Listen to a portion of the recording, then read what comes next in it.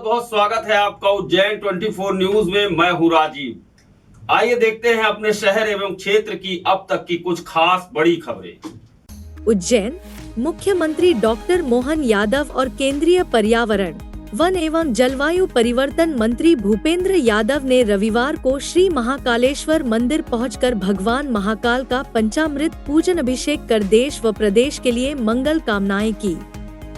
महाकाल दर्शन के बाद वे जगदीश मंदिर पहुंचे, जहां भगवान जगन्नाथ का पूजन किया। सुबह उज्जैन पहुंचे केंद्रीय मंत्री का हेलीपैड पर मुख्यमंत्री डॉक्टर मोहन यादव ने स्वागत किया। इसके बाद दोनों नेता श्री महाकालेश्वर मंदिर पहुंचे और गर्भगृह में भगवान महाकाल का पूजन अभिषेक किया।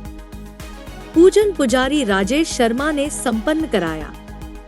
कार्तिक चौक स्थित श्री जगदीश मंदिर में भगवान जगन्नाथ का पूजन कर समृद्धि की कामना की गई। मुख्यमंत्री डॉक्टर यादव ने परंपरागत हर्षोल्लास से निकाली गई भगवान जगन्नाथ की रथ यात्रा को लेकर प्रदेशवासियों को शुभकामनाएं दी। जगन्नाथ की यात्रा में उज्जैन आना हुआ, मुझे बाबा महाकाल के दर्शन का सौभाग्य मिला। मैं अपनी ओर से बाबा से कामना करता हूँ सबके जीवन में मंगल हो। जय महाकाल। जय श्री महाकाल। का पूजन अभिषेक माननीय मुख्यमंत्री जी की बड़ी आस्था है बाबा महाकाल में। जब भी उज्जैन रहते हैं तो बाबा के दर्शन के लिए पधारते हैं।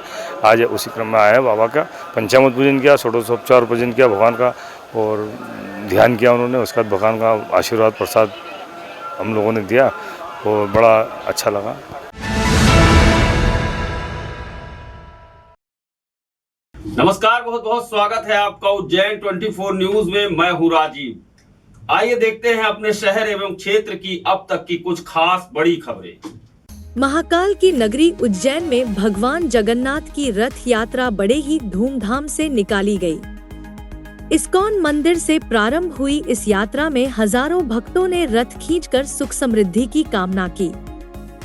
पुरी और अहमदाबाद की तरह उज्जैन में भी सोने की झाड़ू से सड़क साफ की गई। चिमनगंज मंडी गेट से शुरू हुई यात्रा में भजन मंडली नाचते गाते आगर रोड तक पहुंची। रथ यात्रा के मार्ग में भक्तों ने पुष्प वर्षा कर भगवान का स्वागत किया। 20 फीट ऊंचे रथ में भगवान कृष्ण, सुभद्रा और बलराम की प्रतिमाएं विराजमान थी। यात्रा के दौरान अनाज तिलहन संघ ने स्वागत करते हुए प्रसादी वितरण किया। प्रमुख अतिथि मुख्यमंत्री के बड़े भाई नारायण यादव और अन्य गणमान्य व्यक्तियों ने आरती कर भगवान जगन्नाथ का स्वागत किया।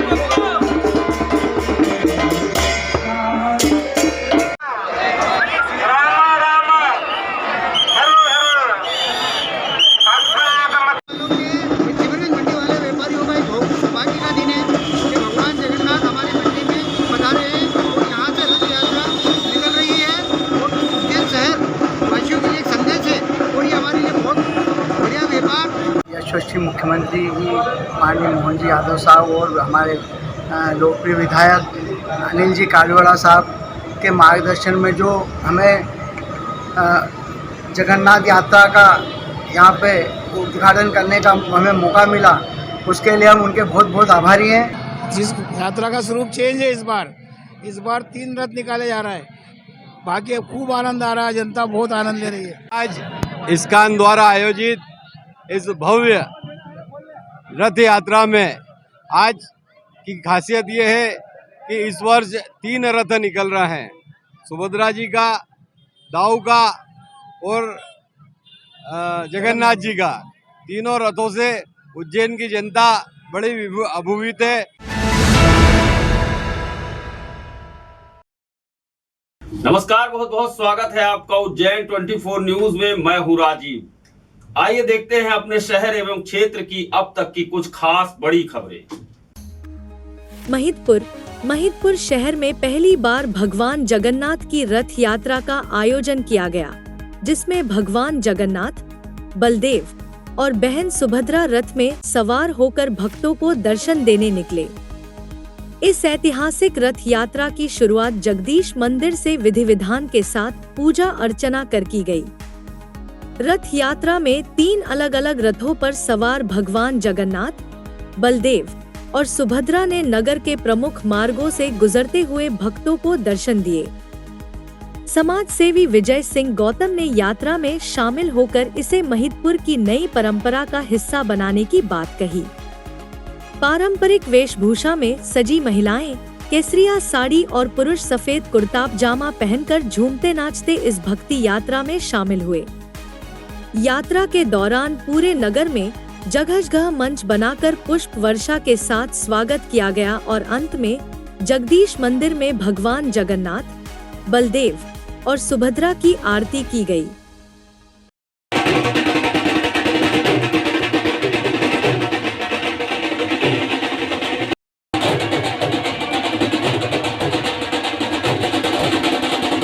आज महिदपुर में जगन्नाथ रथ यात्रा निकल रही है और उस जगन्नाथ रथ यात्रा में मैं शामिल होने अभी महिदपुर जा रहा हूं।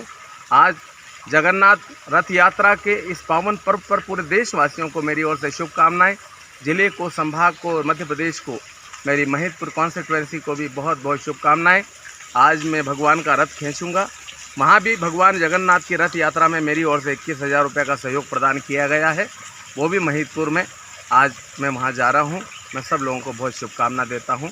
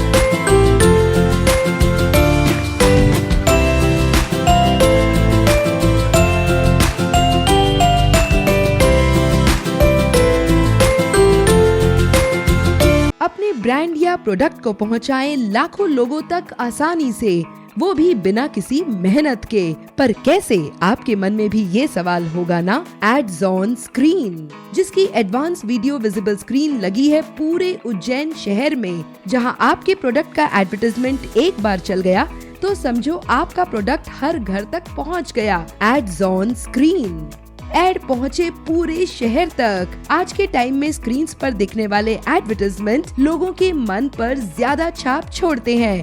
स्क्रीन का मुख्य और आकर्षक लोकेशंस पर लगा होने की वजह से आपका एडवर्टाइजमेंट पहुंचता है ज्यादा लोगों तक और इसे लोग इग्नोर भी नहीं कर पाते। आप भी बदलिए अपने एडवर्टाइजमेंट करवाने के तरीके को और इस डिजिटल दौर में लीजिए डिजिटल स्क्रीन का सहारा। एड्स ऑन स्क्रीन है आपके एडवर्टाइजमेंट का परफेक्ट और फायदेमंद प्लेस, वो भी किफायती दाम में।